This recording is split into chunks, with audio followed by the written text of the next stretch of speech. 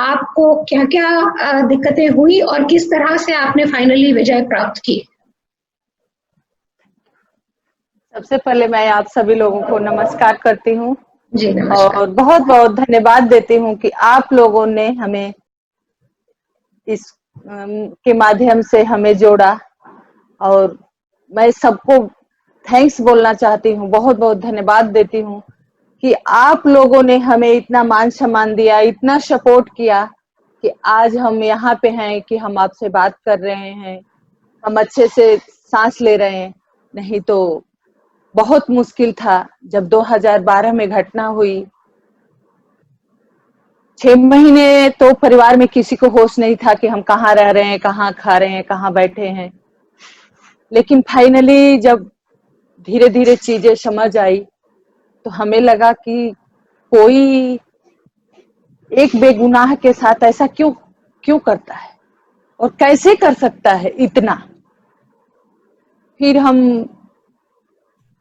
अपने आप से जूझने लगे, अपने आप से मैंने अपने आप में संघर्ष करते थे, मैं क्या करूं, कैसे करूं। फिर मैंने धीरे-धीरे बाहर निकली। मेरे हाथ में उस टाइम माइक आया जब मैं पूरे तरह से स्टेज पे खड़ी नहीं हो पाती थी, लेकिन फिर भी मैं कोशिश करती थी लोगों को बताती थी, बोलती थी। लेकिन मैं इतना जरूर कहूंगी, घटना हो गई, किस्मत साथ नहीं दिया, बच्चे साथ में नहीं है, लेकिन आप जैसे लोगों का मुझे बहुत सपोर्ट रहा। हर फील्ड में हर लोग हमें बहुत सपोर्ट किया, जहां था वहां से हमें सपोर्ट किया। दिल्ली में बहुत बच्चों ने हमें सपोर्ट किया। फाइनली एक बच्ची सामने है, सीमा जी। सीमा हमसे 2014 में ही 13 में ही दिसंबर में मिली थी और इन्होंने तब से अब तक जितना हो सका जी जान लगा के जूझती रही। उस टाइम पे तब इन्होंने सपोर्ट किया जब इन्होंने अभी पढ़ाई कर रहे थे, वकील नहीं थे, तभी भी सपोर्ट किया। इस टाइम जो सपोर्ट किया वो तो दुनिया ने देखा। और भी लोग हैं जैसे सुप्रीम कोर्ट में, लोअर कोर्ट में और भी जो लोग हैं, मैं इतना जरूर कहूंगी कि जो भी लॉयर हमारे संपर्क में आए, जितना वो मेहनत किए, हमसे एक पैसे नहीं लिए। सीमा जी का संघर्ष इसमें बहुत बड़ा रहा। सीमा एक बेटी के तौर पे, एक वकील के तौर पे लड़ाई लड़ी और एक बेटी के तौर पे सपोर्ट किया कि मैंने हर दुख सुख में साथ रही, हमें हमेशा आश्वासन देती रही, स्वस्थ रखी कि नहीं आंटी हमें इंसाफ जरूर मिलेगा। तो मैं उनको धन्यवाद कर दूं। मैं तो नहीं पूरा का पूरा नहीं सब आंटी कुछ जी, हमारा उनके लिए है। तो ये हमारी ड्यूटी थी। लेकिन इस बीच जो हमारा संघर्ष रहा बहुत मुश्किल रहा, क्योंकि घटना हो जाती है, केस भी दर्ज हो जाती है, लेकिन फाइनली जो लड़ाई शुरू होती है, जब कोर्ट में ट्रायल होता है, हाई कोर्ट में होता है, सुप्रीम कोर्ट में होता है, तो ये बहुत मुश्किल है। लोअर कोर्ट में पुलिस ने सब कुछ ठीक ठाक से किया, लोअर कोर्ट में उनको सजा सुना दी गई, हाई कोर्ट में आया, लेकिन सुप्रीम कोर्ट में केस आके 2 साल पेंडिंग रहेंगे, 2 साल कुछ महीने पेंडिंग रही। तो वहीं से हमारी और सीमा की लड़ाई शुरू हुई। हम लोगों ने एक एक चीज को खोजने में हमें महीनों महीनों लग जाते थे, लेकिन हम लोगों ने उसको खोजते थे, पता करे कि आगे क्या करना है। हमने लड़ते लड़ते हमें पता नहीं लगा, समय 7-8 साल निकल गया। फाइनली जब सुप्रीम कोर्ट में 9 महीना ट्रायल हुआ, फैसला आया, तो लगा कि अब सुप्रीम कोर्ट ने तो फैसला फांसी का सुना दिया, अब तो इनको सजा हो जाएगी। हम लोगों ने थोड़े दिन इंतजार किया कि अब एप्लीकेशन होगी या अब उनका जो भी प्रोसीजर है आगे शुरू होगा। हमें तो बिल्कुल नहीं पता था कि आगे कैसे क्या होना है, लेकिन सीमा ने इसमें भाग दौड़ किया। हम लोगों एक एक चीजों को 10 जने से इसको पूछे, 10 जगह गए। फाइनली हम लोगों ने अपील कर दिया पटियाला कोर्ट हाउस में, लोअर कोर्ट। लड़ाई वहीं से शुरू हुई, क्योंकि चीजों को पता नहीं था, लेकिन फिर भी लड़ते लड़ते हम लोग उस मुकाम पे आए कि फाइनली फांसी का डेट वारंट जारी हुआ।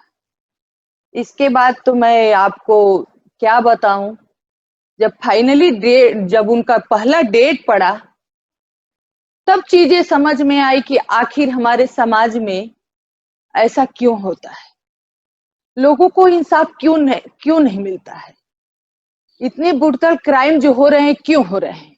क्योंकि संविधान है, सजा उसमें लिखी हुई है, सजा सुनाई भी जाती है, लेकिन होती नहीं है।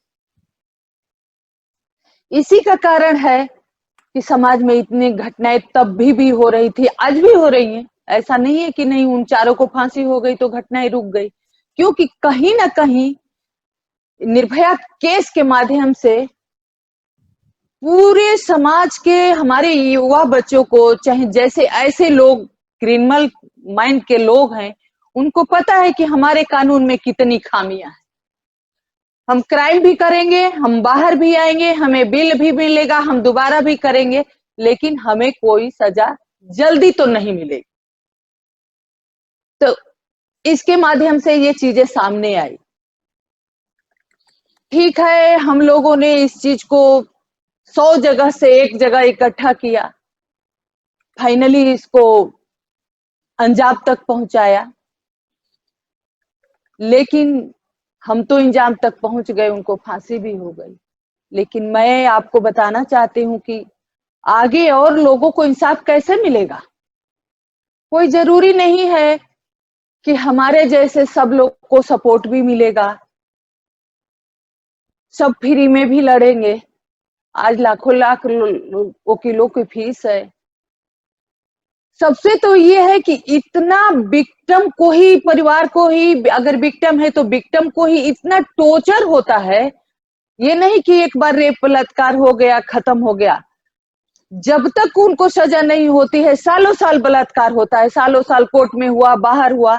आप देख रहे थे कि फाइनली जब उनका डेट वारंट जारी होने लगा, तो उनके घर वालों ने, उनके जानने वालों ने, उनके वकीलों ने हम लोगों पे ही वो अटैक किया, हमारे वकीलों को गाली दिया, हमको गाली दिया। चलो मैं एक सेकंड के लिए ये भी मान लेती हूँ कि उनको बच्चों को सजा मिल रही है, वो गाली दे रहे हैं, उनको वकील केस लड़ रहा है, जीतना है, इसलिए गाली दे रहा है। लेकिन फाइनली और जो 7 साल 8 साल से चुपचाप बैठे रहते हैं, उन एक हफ्ते के दिनों में आके गाली देते हैं और उनसे कहलवाते हैं कि मैं ड्रामा कर रही हूँ। तो मैं ये भी इस जो भी चैनल है माध्यम से कहना चाहती हूँ कि अगर उनको लगता है कि ये ड्रामा है, हमारे बच्चे के साथ क्राइम हुआ, मैंने 7-8 साल ड्रामा किया, तो मैं तो कहती हूँ कि हर माँ बाप को करना चाहिए, हर विक्टिम को ये ड्रामा करना चाहिए कि उनको फांसी की सजा हो। क्योंकि 7 साल बिल्कुल चुपचाप पूरा सब लोग बैठे रहे कि फांसी तो सुना दी गई है, होगी नहीं। लेकिन मैं एक बार फिर सीमा को बहुत बहुत धन्यवाद देती हूँ, मैं शुभकामनाएं देती हूँ कि बच्ची आगे लाइफ में बहुत अच्छा करे। क्योंकि जिस तरह से हमसे लोगों को ये उम्मीद है, कहीं इससे भी ज्यादा सीमा से उम्मीद है। आज भी लोग फोन करके कहते हैं कि मैम हमें सीमा मैम का नंबर दे दीजिए, क्योंकि उम्मीद है कि उनको भी इंसाफ मिलेगा। तो मैं ये इसके माध्यम से कहना चाहती हूँ कि जिस तरह से आप लोगों ने हमें सपोर्ट किया, वकीलों ने हमें सपोर्ट किया, तो मैं चाहती हूँ कि 1000 सीमा खड़ी हो कि हमारे देश के बच्चियों को इंसाफ मिले और हमारे देश में क्राइम ना हो।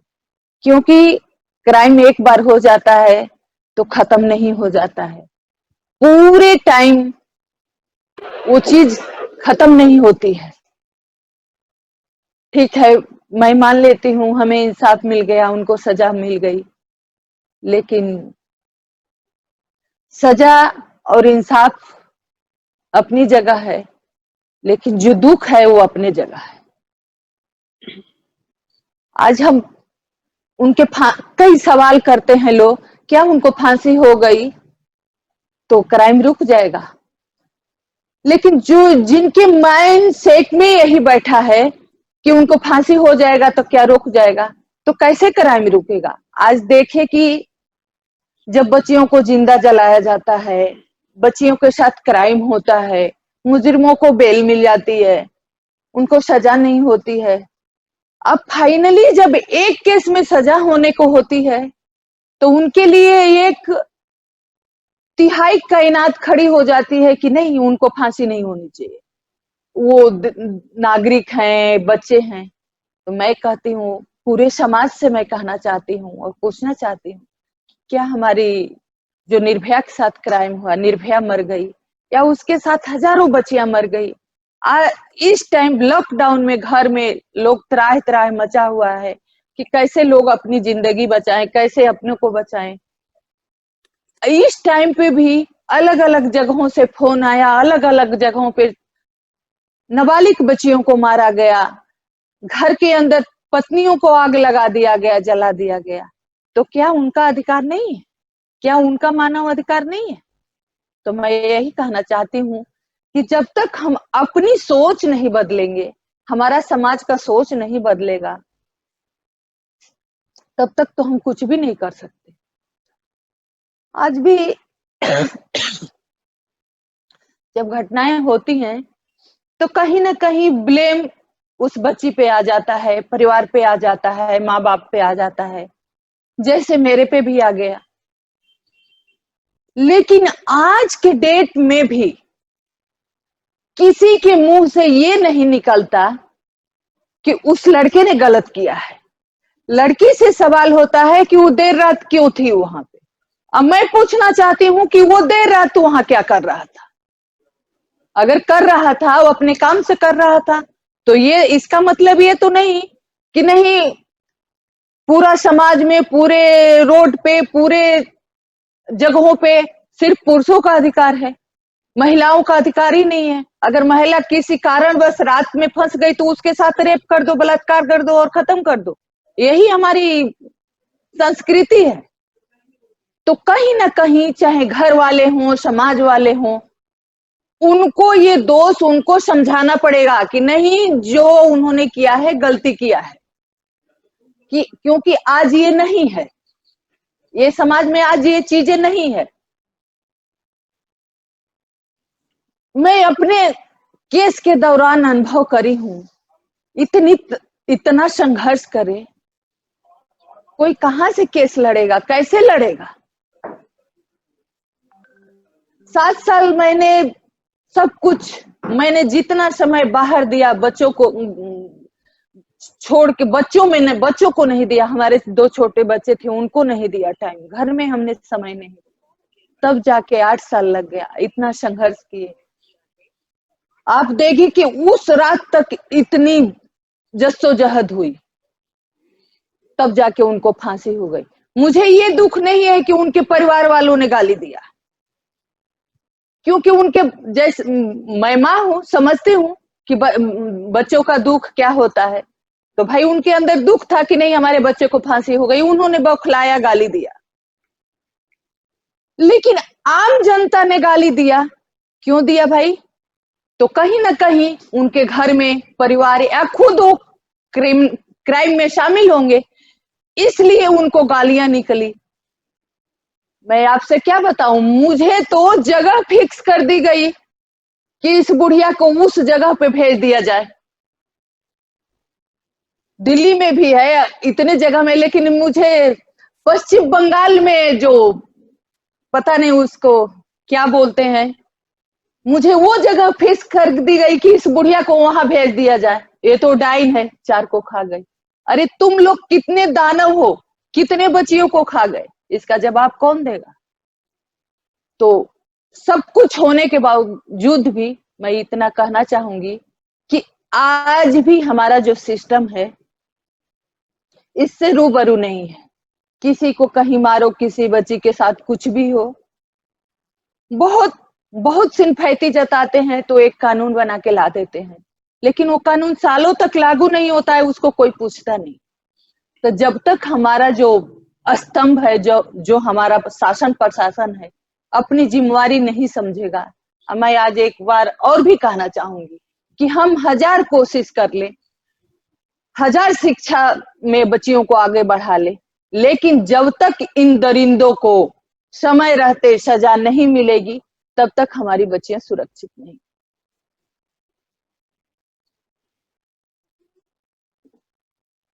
जी।